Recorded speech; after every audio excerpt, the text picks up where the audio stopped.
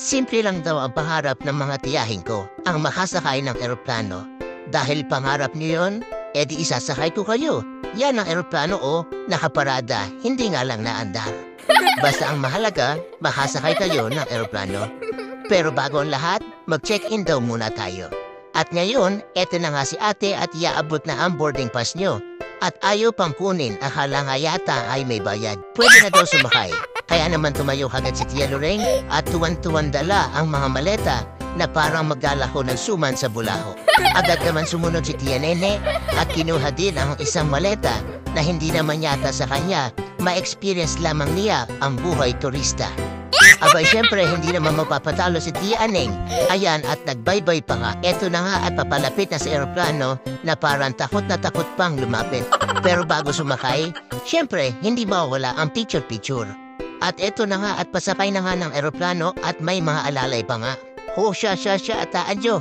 Aadyo na nga nang makilatis ang loob na eroplano. Ayan, papasok na nga sa eroplano at parang nag-iisip kung tatanggalin pa ang tsinelas.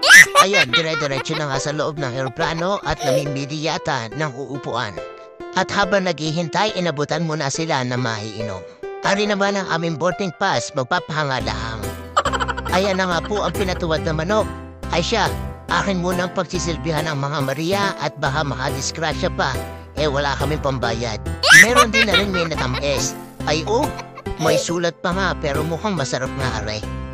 Ay, napakagandang babae naman are. Meron din kare-kare. Meron ding sugpo na hindi ko alam ang tawag. At meron din fried chicken kaya atin ang paghahati-hatian nang wala ng labangan at wala na ring awayan. Ito naman ang pinaka-favorite ko sa lahat, ang hipon na hindi ko alam kung ano ang tawag sa luto. Pero mukhang napakasarap. Tikman nga natin. Pati balat kain sa sobrang sarap. Ay syempre, bibigyan din natin ng tigi-tigisa ang ating mga Maria. Meron din tayong special kare-kare. Syempre, bibigyan din natin ang ating mga tiyahin. Ay nako, napakahirap pala mag-alaga ng mga matatanda. Sino kaya mag-aalaga sa akin pang tanda ko? Naisip ko nga pala, paano pa pala kakainin to ng aking mga tiya?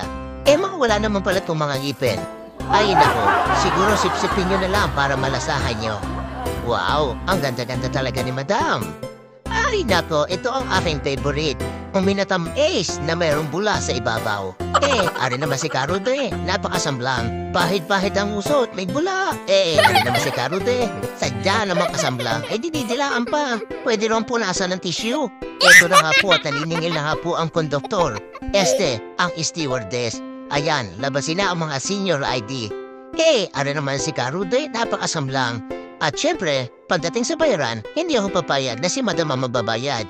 Ako ang lalaki, kaya ako dapat ang magbabayad. Ay naku po, napakamahal pala na rin, 5,000. Ay Madam, ikaw na ulit magbayad. At ako wala sa susunod.